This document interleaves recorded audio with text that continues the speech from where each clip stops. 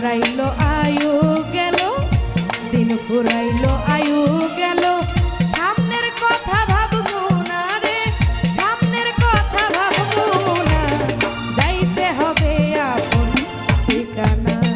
একদিন যাইতে হবে আপন ঠিকানা।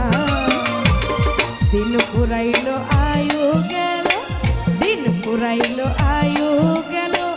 সামনের কথা